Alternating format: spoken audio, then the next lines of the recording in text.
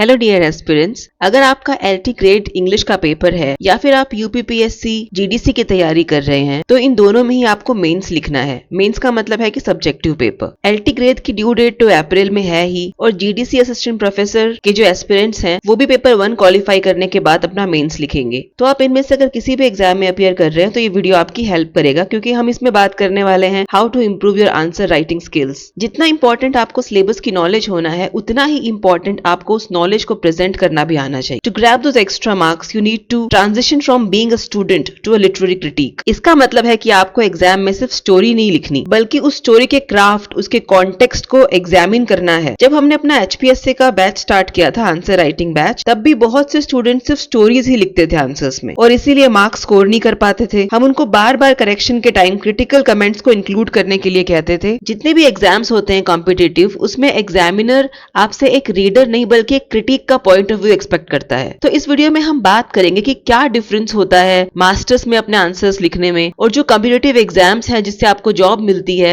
जिससे आप टीचर बनेंगे, प्रोफेसर बनेंगे, उस लेवल के आंसर राइटिंग में और मास्टर्स के आंसर राइटिंग में क्या फर्क होता है। ये बात हम आज इस वीडियो में डिस्कस करेंगे। बाय प्रोफेशन मैं एक असिस्टेंट प्रोफेसर हूँ और जब हम मास्टर्स के स्टूडेंट्स के आंसर शीट चेक करते हैं फाइनल एग्जाम्स के या सेमेस्टर एग्जाम्स के, तो बिना क्रिटिकल कमेंट के जो शीट्स आती हैं उनको भी हम मार्क देते हैं, क्योंकि वहां पर हम स्टूडेंट को एज अ स्टूडेंट देख रहे हैं, उस लर्निंग लिटरेचर। अगर उसकी लैंग्वेज अच्छी है, उसका फ्लो ऑफ आइडियाज सही है, तो भी उसको अच्छे मार्क्स मिल जाते हैं। लेकिन यहाँ जब आप एलटी ग्रेड का मेंस लिखेंगे या फिर जीडीसी असिस्टेंट प्रोफेसर का मेंस लिखेंगे तो यहाँ आप एक स्टूडेंट नहीं है, यहाँ आपको एक टीचर के इमेज पे जज किया जाएगा। तो अब से जब भी आप शेक्सपियर को पढ़ें, उनके किसी पोएम या उनके किसी ड्रामा को रीड करें, किसी प्ले को आप रीड कर रहे हैं, तो उसे क्रिटिकली एग्जामिन करके देखिए। क्रिटिकली एग्जामिन करने का मतलब है कि आप उसके स्ट्रक्चर पे ध्यान दीजिए, आप उसकी कॉन्टेक्चुअल डेप्थ पे ध्यान दीजिए, किस तरह के लिटरेरी डिवाइसेस यूज हुए हैं, किस तरह का प्ले है, कितने एक्ट्स में लिखा गया है, क्या उसका हिस्टोरिकल बैकग्राउंड है। अगर आप इन सबको भी समझ पाते हैं तो आप बाकी स्टूडेंट्स के मुकाबले बेटर आंसर्स लिख पाएंगे। तो आपको सिर्फ स्टूडेंट नहीं रहना बल्कि एक लिटरेरी क्रिटिक बनना है।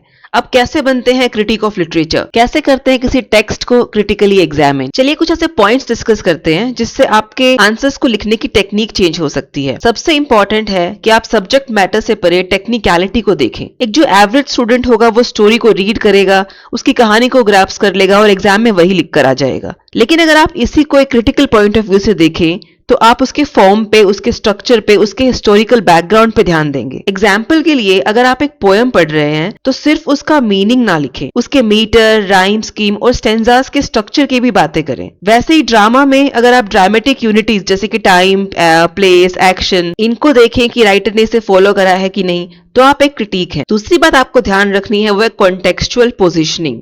इसका मतलब है कि जो हर बुक है, जितने भी टेक्स्ट लिखे गए हैं आज तक हिस्ट्री में, वो सब अपने सोशल टाइम को रिफ्लेक्ट करते हैं। एग्जाम्पल के लिए अगर आप चार्ल्स डिकन का क्रिटिक लिख रहे हैं तो आप इंडस्ट्रियल रेवोल्यूशन, उस टाइम की जो पॉवर्टी थी उसका जिक्र जरूर करेंगे। सो बिना कॉन्टेक्स्ट के आप अपने आंसर को प्रेजेंट ही नहीं कर सकते। तीसरा जो बात आपको ध्यान रखनी है वो है लिटरेरी डिवाइसेस का यूज कहाँ हुआ है, कैसे हुआ है। ऑथर आयरनी यूज करता है टू हाईलाइट सोशल हिपोक्रेसी और मे बी कोई और ऐसा इंपॉर्टेंट कैरेक्टर जो उसकी एज में देखने को मिलता हो। In the same way the imagery of decay in the poem symbolizes the protagonist mental state. तो ये जो इस तरह से कैरेक्टर्स के थ्रू या अपनी राइटिंग स्किल्स के थ्रू जो एक पर्टिकुलर टाइम को रिफ्लेक्ट किया जाता है, आप उसको समझिए और उसको अपने आंसर्स में उतारिए। एक और इंपॉर्टेंट एस्पेक्ट होता है ऑब्जेक्टिव वर्सेस सब्जेक्टिव एनालिसिस। मान लीजिए कि आपको एग्जाम में हैमलेट पे क्वेश्चन लिखना आता है, तो क्योंकि आप एक क्रिटिक के पॉइंट ऑफ व्यू से लिख रहे हैं, इसका मतलब ये नहीं है कि आप सिर्फ ये बताएंगे कि आपको टेक्स्ट अच्छा लगा कि बुरा लगा। सब्जेक्टिविटी ये कह सकती है कि I like the character of Hamlet, लेकिन ये सिर्फ एक रीडर का पॉइंट ऑफ व्यू है। ऑब्जेक्टिव पॉइंट ऑफ व्यू क्या होगा? Hamlet's procrastination serves the tragic flow, जिसको हम हमार्शिया कहते हैं, which leads to the eventual catastrophe. ये एक क्रिटिक का व्यू हो सकता है। क्योंकि आप एक टीचर बनेंगे, असिस्टेंट प्रोफेसर बनेंगे, तो आप अपने आप को सिर्फ एक पर्टिकुलर टेक्स्ट तक सीमित करके नहीं रख सकते।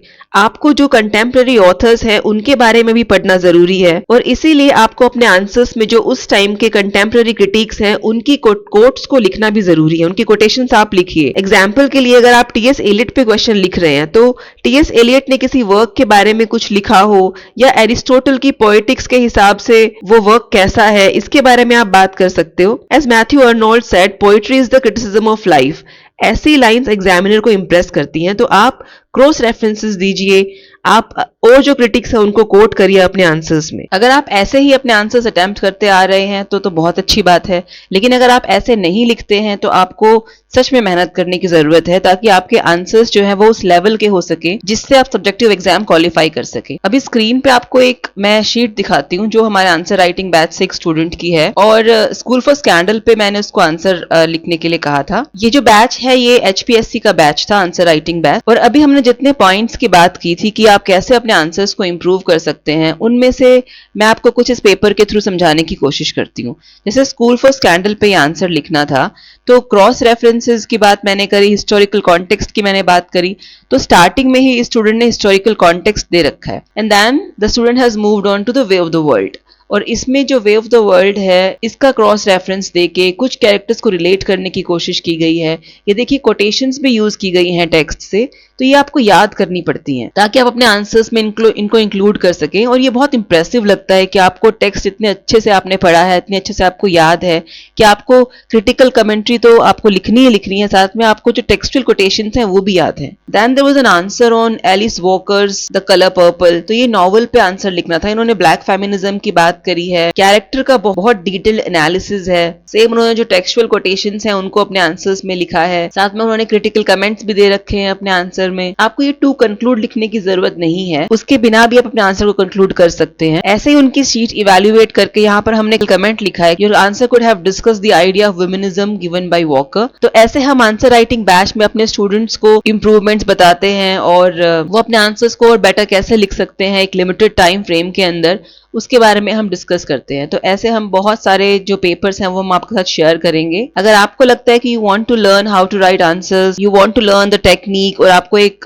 लिमिटेड टाइम के अंदर अपने आंसर्स को कंप्लीट करना है, आपको प्रैक्टिस की जरूरत है, तो आप हमारा आंसर राइटिंग बैच ज्वाइन कर सकते हैं, which is starting from the 15th of March। आपको एक शेड्यूल दिया जाएगा जिसमें आपको क्या पढ़ना है, कितना प्रिपेयर करके रखना है, आप फिर उस पर आंसर लिखेंगे।